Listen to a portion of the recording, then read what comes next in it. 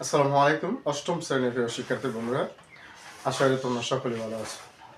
আজকে ভিডিওতে তোমাদের অনুশীলনী একের অর্থাৎ অধ্যায় যে এক রয়েছে প্যাটার্নের, সেই প্যাটার্ন অধ্যায় একের তোমাদের মেইন বইতে যে প্রশ্ন রয়েছে সৃজনশীল প্রশ্ন নম্বর 9 বলা হয়েছে যে নিচের জ্যামিতিক কাঠিগুলো জ্যামিতিক চিত্রগুলো কাঠি দিয়ে তৈরি করা হয়েছে। তো এখানে চিত্র না আঁকলে তোমাদের অঙ্কটা বোঝাতে কষ্ট হয়ে যাবে। আমি চিত্রটা একটু এঁকে নেই।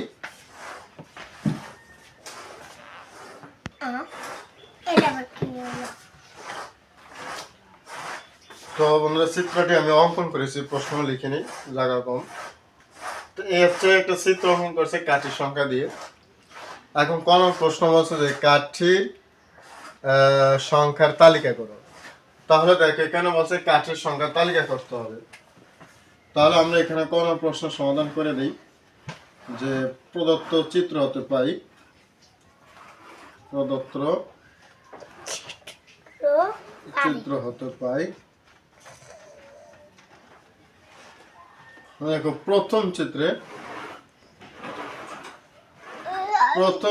কাঠের সংখ্যা।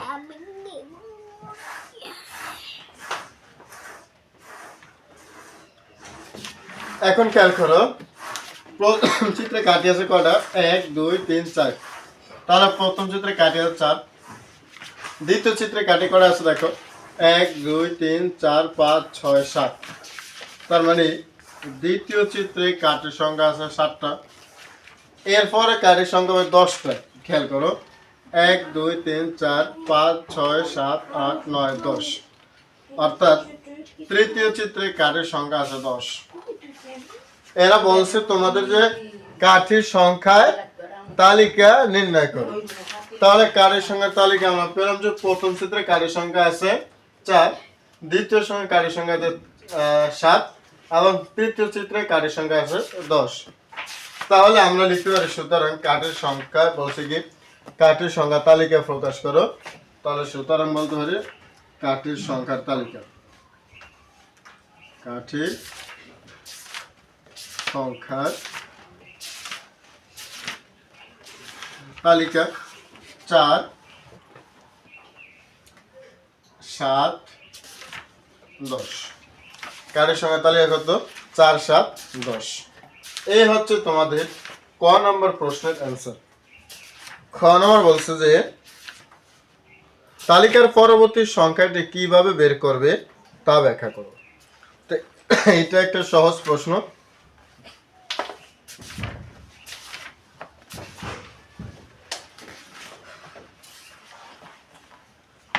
ক হতে পাই খ নম্বরে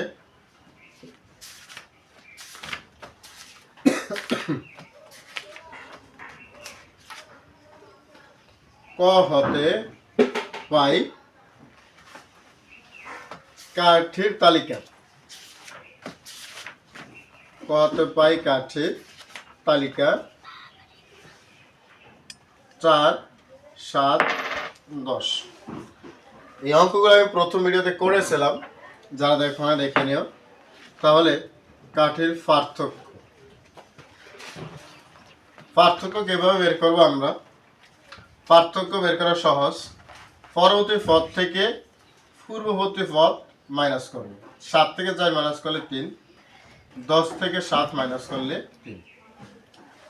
তো আমরা দেখতে পাচ্ছি যে প্রতিবার পার্থক্য 3 করে বৃদ্ধি পাচ্ছে। তো আমরা এখানে লিখতে পারি দেখা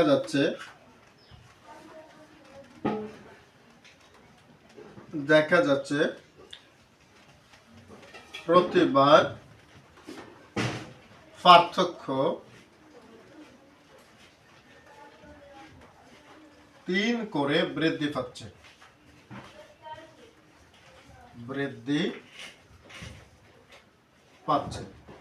দেখো 3 করে বৃদ্ধি পাচ্ছে কেন? 4 এর পরে 7, 7 এর পরে 10, তাহলে বাড়ছে কয় করে? 3 করে বৃদ্ধি পাচ্ছে।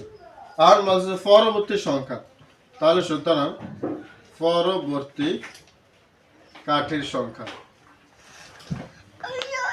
পরবর্তী কাঠির সংখ্যা। তাহলে শেষে যে সংখ্যাটা রয়েছে এই সংখ্যাটার সাথে আমাদের যে পার্থক্য পেয়েছি সেই পার্থক্য যোগ করলে আমাদের পরবর্তী কার্ডের সংখ্যা বের হয়ে যাবে। তাহলে পরবর্তী কার্ডের সংখ্যা হচ্ছে 13, আর এইটি হচ্ছে তোমাদের খ নম্বর প্রশ্নের অ্যান্সার। আর কোনো ব্যাখ্যা নেই, এটাই আর কি। গ নম্বর বলছে কাঠি দিয়ে পরবর্তী চিত্রটি তৈরি করো এবং তোমার উত্তর যাচাই করো। এখন তোমাদেরকে কাঠি দিয়ে পরবর্তী চিত্র তৈরি করতে হবে, কোনো সমস্যা নেই।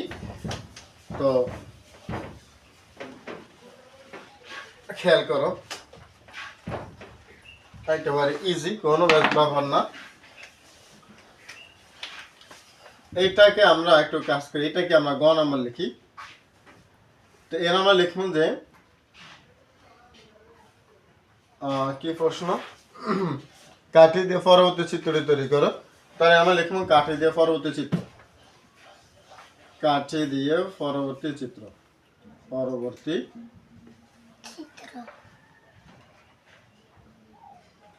কাঠি দিয়ে পরবর্তী চিত্র। আমরা আমাদের আগে যে চিত্রগুলো দেওয়া আছে চিত্রগুলো আমরা আঁকলাম। এরপর পরবর্তী চিত্র হবে কটা, 13। এখানে আছে তোমার 10, তারপর হবে 13। এই 13টা আমি এঁকে দিলাম, 1 2, তাহলে 1 2 3, এই 13টা হয়ে গেছে। আমরা এবার গণে দেখবো 13টা হয় কিনা। 1 2 3 4 5 6 7 8 9 10 11 12। দেখো 13 হওয়ার কথা। 1 1 2 3 4 5 6 7 8 9 10 11 12 13। তাহলে পরবর্তী কার্ডের সঙ্গে আমরা 13টা পেয়ে গেল। এরপর কি বলছে আমাদেরকে, এরপর বলছে যে তোমার উত্তর যাচাই করো। এইটা যে 13টা হবে, 4 7 10 13, এইটা যে হবে, এইভাবে আমাদের কি করতে হবে, এই উত্তরটাকে আমরা যাচাই করতে হবে। তাহলে দেখো এখানে আমরা লিখে দিই 4 7 10 13।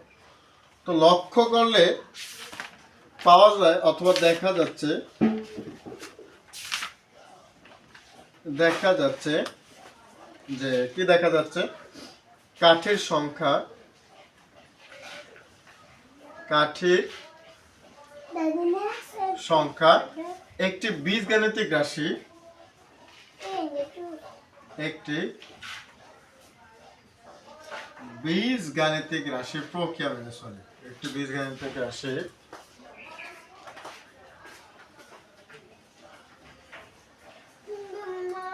রাশির প্রক্রিয়া মেনে চলে,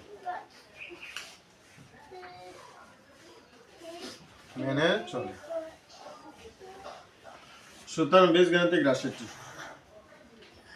সুতরাং বীজগাণিতিক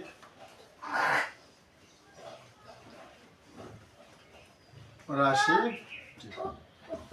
এখন প্রশ্ন হচ্ছে বীজগাণিতিক রাশিটি তোমরা কিভাবে বের করবে। খেয়াল করো, খুব সুন্দর এবং গুরুত্বপূর্ণ একটি প্রশ্ন। বীজগাণিতিক রাশি থেকে তোমাদের একটি প্রশ্ন 100% আসে। তো এখানে যদি আমরা বীজগাণিতিক রাশিটি বের